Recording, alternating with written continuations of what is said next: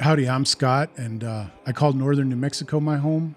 Bought a place here in 2019 with a lot of help from family, and I've been fixing it up since then. When I got it, it was a burnt out shell, but working weekends, working after work, to make this real is really gratifying. I've lived in shitty apartments. I've slept under bridges.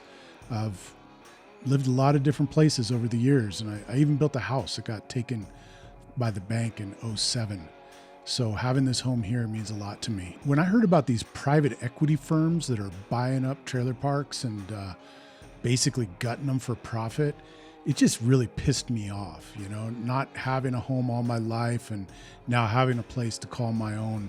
To do that to people takes a special kind of shittiness. And we're going to jump into that a little bit on this episode.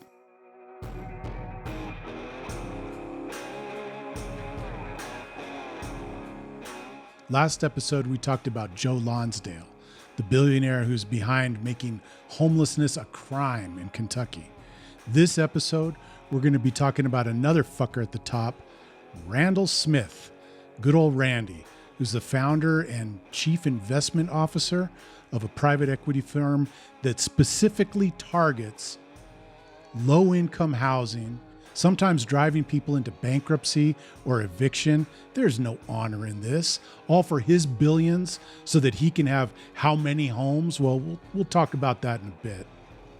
This episode is going to take us to Michigan and to Pennsylvania, where we'll meet some folks who have are living in mobile home communities, and a friend of ours who's worked at one, and learn all about the Dishonor of Randy Smith.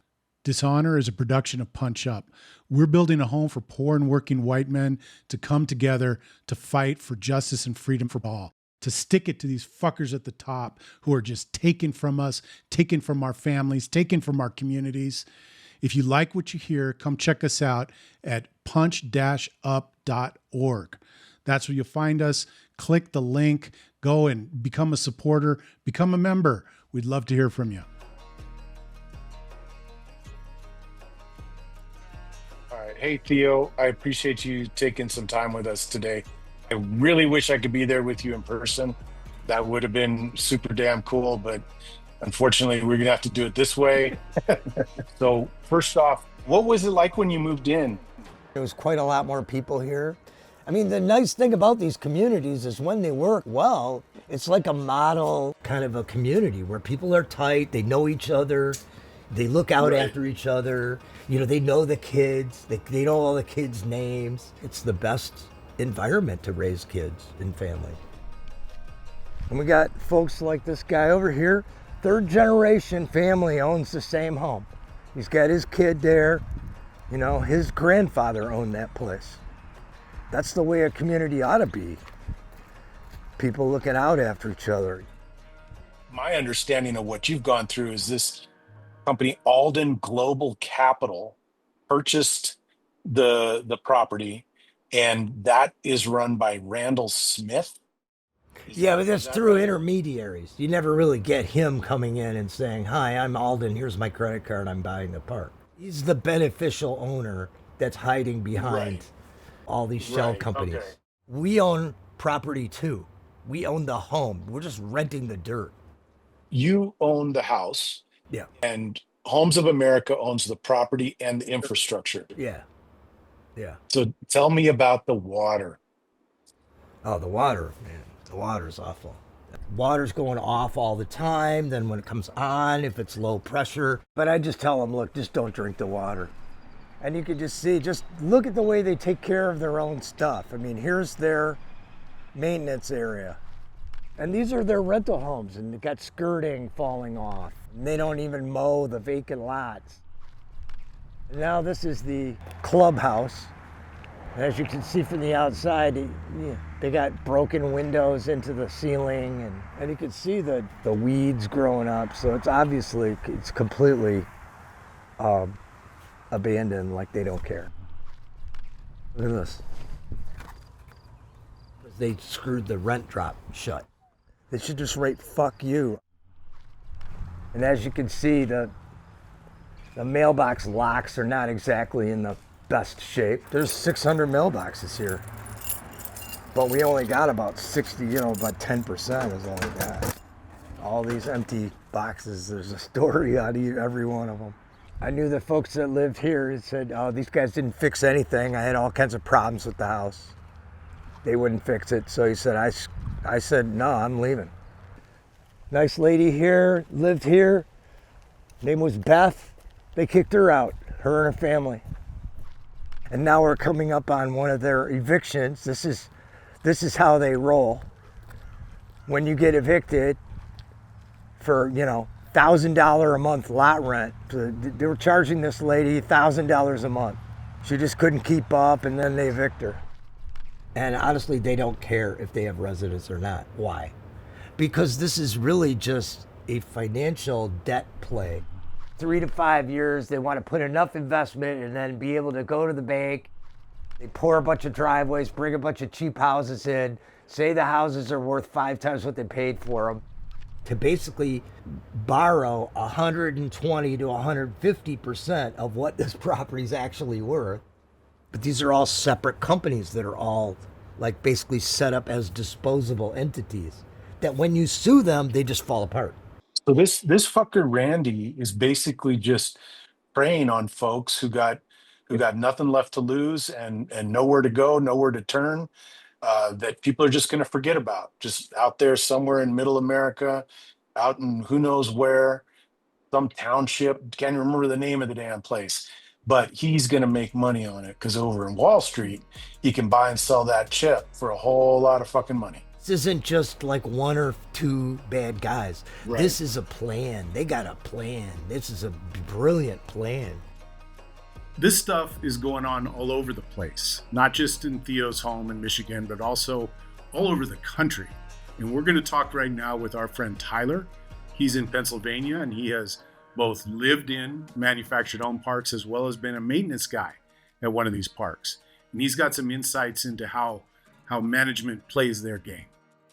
What did you see happen in the park in terms of like the tenants, their way of life, what was going on between them and ownership? What did you see from the sale to the time you left? People there, they really had that sense of community about them because a lot of them had lived there long before the company bought it. Mm-hmm. The way this particular company worked is they would buy the trailer park and then they would put a facility manager in there. And suddenly the higher ups are completely like they can say, no, we don't have anything to say about this. That park was under a boil water advisory for 3 years. 3 years. 3 years. So they had water pressure problems all the time. There were water breaks all the time. Instead of giving us the tools and the means to be able to do what we're supposed to do, instead they wait for the thing to get screwed up. When something would go wrong, it'd be my fault or the tenant's fault. What did you see happen in the park in terms of like the tenants, their way of life, what was going on between them and ownership? What did you see from the sale to the time you left? That people would move out, and the first thing they would do was tear down the home and bring in another home, a brand new one. And those brand new ones, the rent was $1,100 a month. The old folks that had already been there were paying $308. So, yeah, it's in Butler, Pennsylvania. That is a poor town. Everywhere the home rates are going up and no one can buy them, but in the park, you have the affordable housing. It's already there. They want to suck as much money out of somebody as they can. Unlike Theo, who we talked to earlier, these guys were trying to make a profit in their park. Because like Theo, they don't give a shit about making profit in the park. They're using the land as equity for loans. Yeah. Like it's all the numbers game for those guys. These guys here are actually trying to make money on the park, and the way they're doing it is by booting out the poorest residents and saying, "Oh, we can jack up the rents here. These guys can't afford it, so let's get them out of town." Yep. Following orders from some fucker at the top, exactly, who's decided the people here are expendable. Mm-hmm. So this Uncle Randy, I think he fully qualifies as a fucker at the top. This guy, I don't like him. I don't like him at all. I haven't even met the guy. But he's probably a nice guy to his grandkids or something, but yeah. Yeah, well, Hitler had a dog. I don't give a shit. There you go. I mean? How do we fight this kind of shit? How do we do it? Because you just got to tell people this is you've been doing. Man. Expect better. Expect better. Demand better. Mm-hmm. stand up with their people and stop punching down. You know, somebody ended up saying to me something that was interesting. So it's like David and Goliath. No, it's like grape versus steamroller. Unless you guys get together and fight back, you guys have no chance. We think that this is a good community to live in. It's just that we got terrible owners that don't seem to have the right motivation that's necessary in order to treat this as an investment. This is treated as like, I guess like gold in the ground. They're digging it out and they're not going to leave anything when they're done digging.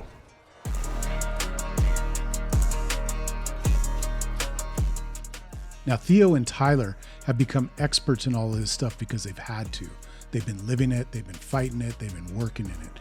But for a lot of us, it's gobbledygook. The first time I sat down with Theo, the things he was talking about, it just went right over my head. I didn't understand it. Theo has spent years learning about this stuff.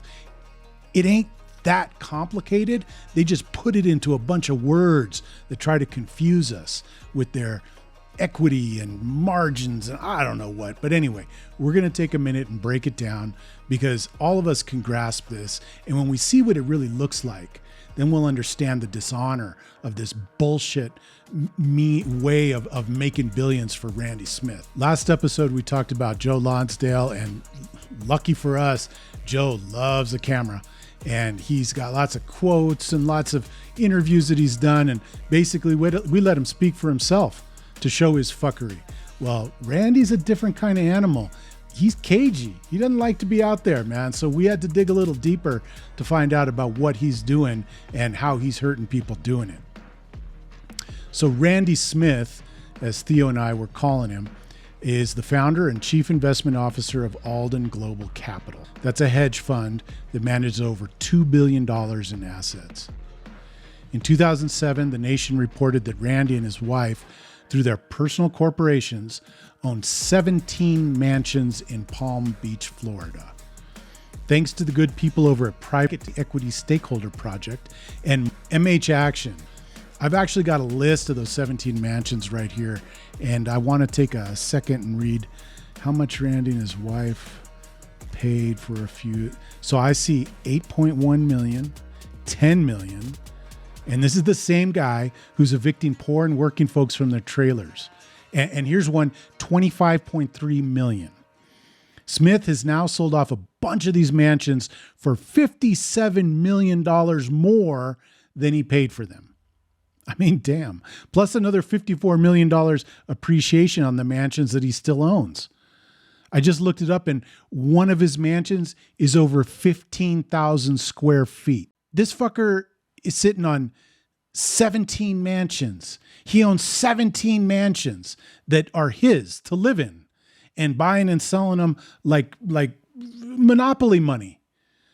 This is bullshit. Meanwhile, he's making life hard for guys like Theo that Theo doesn't even have clean water coming out of his tap. But hey, as long as Randy's got enough to play with his fucking mansions in Palm Beach, Florida. Before founding Alden Global Capital, Randy had a long career in investment banking and began to focus on what the financial sector calls distressed assets, struggling businesses that were about to fail or go bankrupt. Now, we might imagine a private equity fund swooping in like a proud eagle on the back of our bills, buy up a, quote, distressed property or business, and then get to work revising the business plan, improving practices, getting it back to profitability so they can get a return on that investment, right? I mean, that's what I thought private equity did. And it does happen sometimes, but the reality is often very different. In many cases, and this is definitely the way that Randy's doing it, private equity firms will use the assets of the distressed business to get large amounts of financing. So a loan, debt, and then that debt is now belonging to the property of the business that they just bought. Then they liquidate as many of the assets as possible, sell off valuable equipment, real estate, reduce staff and other expenses, and then drive them into bankruptcy. All the while, they're maximizing their own profit through fees. In 1991, the New York Times described Randall Smith as, quote, profiting from other people's misery, end quote. And many look to Smith as a leader in the creation of what is called, quote, vulture capitalism, end quote. When that New York Times piece was published in the 1990s, Smith's firm had a portrait of a vulture on display in their lobby. They're not even hiding it. This kind of shit just blows my mind, that private equity can make money while they drive businesses into the ground, into bankruptcy. Now, when it comes to private equity and hedge funds buying up mobile home parks, the same vulture playbook applies, but it's even more messed up because extracting the maximum profit from these parks means taking all the money they can get from residents. Often, these residents are low income, like seniors, veterans, people on social assistance, sometimes young families that are just trying to get a leg up. Randy's company, Alden Global Capital, owns another company, Homes of America, that has bought up over 138 mobile home parks and over 10,000 mobile home lots. That includes Theo's mobile home park that we visited earlier, North Morris Estates. I'm going to break down 4 tricks that Randy, in Randy's playbook through Alden Global Capital and Homes of America. 4 tricks that made Theo and his neighbors' lives hell, made Tyler's job as a maintenance worker hell, but that made Randy a butt ton of money. Number 1, raising the rent.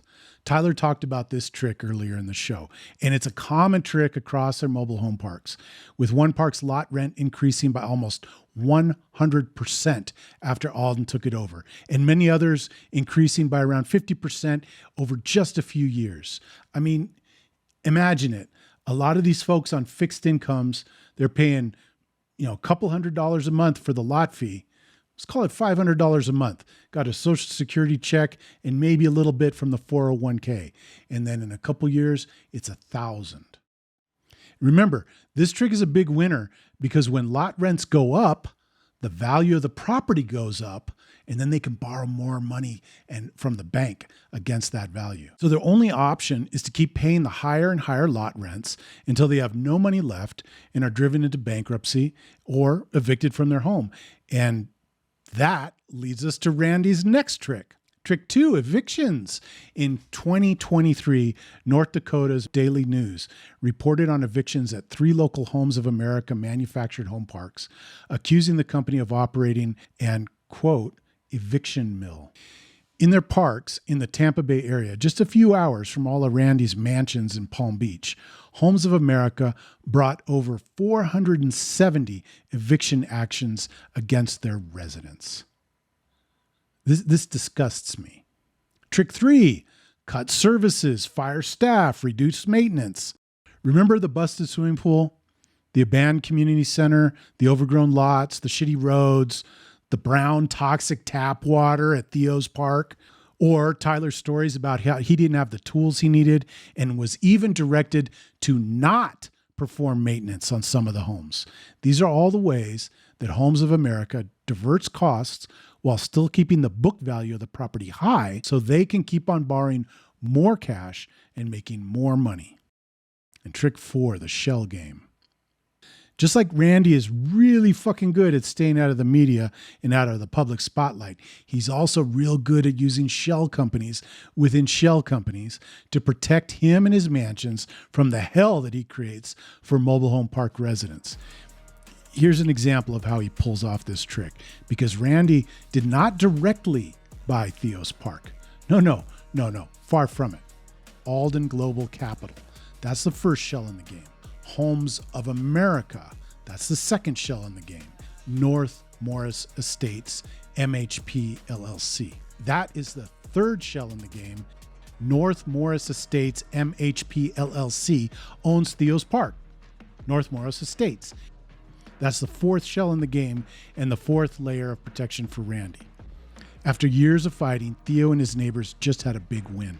The owner of the park was cited for drinking water deficiencies and found guilty of the criminal offense of operating the park without a license.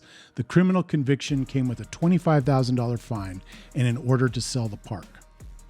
So now, look, $25,000, that ain't nothing to these guys. Whatever. But they got to sell the park now. They must sell the park.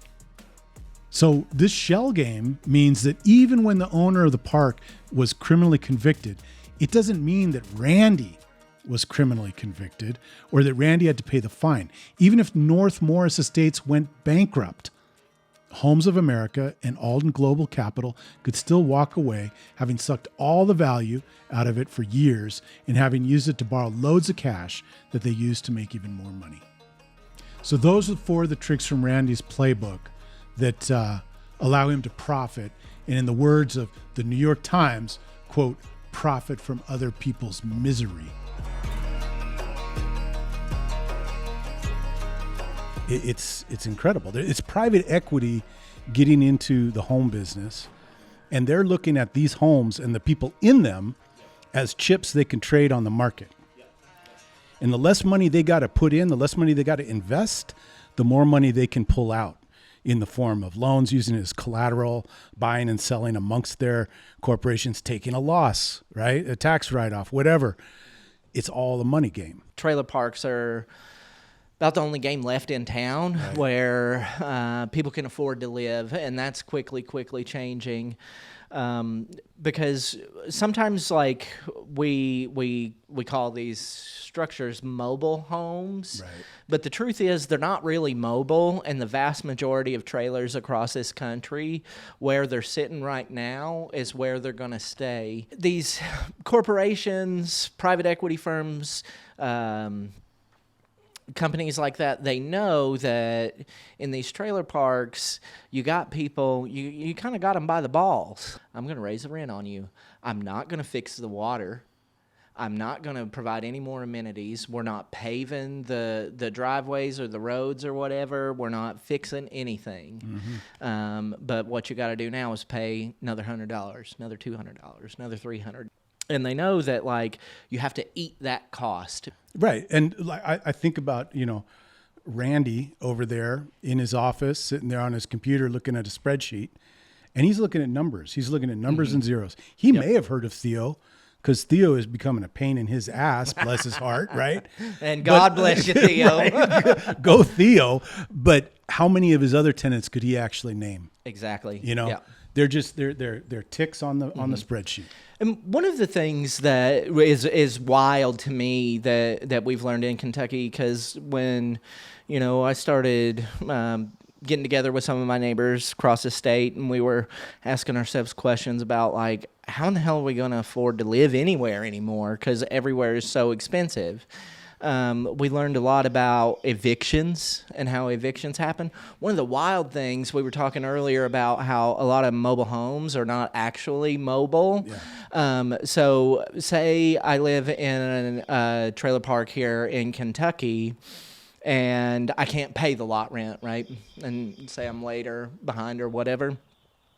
If that trailer can't move and I can't pay the lot rent, even though it's my house, I bought that trailer and it's my personal property, if I can't pay the lot rent, then I get evicted. And if I can't take the trailer with me, either because I can't afford to have it put on a truck or because it's not capable of being put on a truck, I have to abandon that trailer, even though I've raised my family there, even though I've invested in it to have it fixed up and to have it set up how I like it and live my life just comfortable how I want to live it. I have to abandon that. And then the lot owner, it becomes his property.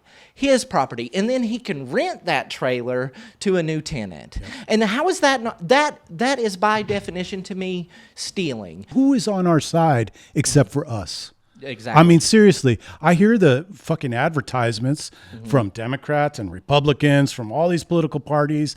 I see the Nike commercials and all of this corporate imagery and propaganda. But when push comes to shove, mm-hmm.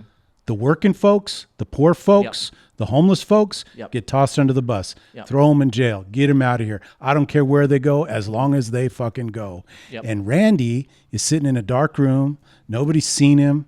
Shit, maybe he's fucking AI for all I fucking know. I doubt it, though. I think he's a living, breathing human being. And if he is, and he's making decisions, like you said, that are affecting other people's way of life, he should be out there in front of those people that he is impacting. You want to feed your family? How many fucking generations of wealth do you need to feed your family? That's just bullshit. How many generations of people are you going to kill so that your family will eat for the next 10 generations? Give me a break, man. That ain't right. That ain't community. That ain't life. That ain't humanity. That's just a bunch of bullshit. Yeah. And then, and so the thing that is, I think, really important for people like you and me to remember is we have skin in the game. Totally. Whether we know it or not, we're in a game, and the game's already being played, and you can either like stick your head in the sand and ignore it, or you can be like, no, I'm gonna stand up and do something about it, because they will get whatever it is that they can get away with. And you think that, oh, well, it's not happening to me. Well, guess what? It could happen to you tomorrow. And the reality is it's probably already happening It's to already you today. happening. I mean, look around, man. Yeah. Look around. The cost of living's going up and up and up. And we look and we see the cost of living rising. And over time, we see that the rich get getting richer and the poor keep getting poorer. This is good for some, a very small sum, and bad for the rest of us. And when I hear folks talking smack about poor people, people living in trailer parks, people without homes, say, man, you don't know what you're talking about. We might be punching ourselves and saying, oh, yeah, I was unable to make rent this month. I guess I didn't work hard enough. Well, maybe you're working plenty hard and they're jacking up the rent. Don't punch yourself. Or this unhoused guy, he's causing the property values here to go down. We got to get rid of him. You're punching down. What the fuck does that guy have? And how is he actually hurting you? He ain't. You know? Or my neighbor who, shit, man, he didn't have enough money to fix his car and it's been sitting there for a couple months. Oh, yeah, getting some kind of punching sideways. Dude, maybe talk to him. Maybe you know how to fix the damn engine. You know what I'm saying? We need to be punching up. We need to be punching up at the Randall Smiths, at the Joe Lonsdales, at fill in the fucking blank. Join us next time where we're going to be looking at some big corporate overlord landlords. And please share this with your friends, share it on your socials, spread the word, and remember, always punch up. Just remember, the direction is up.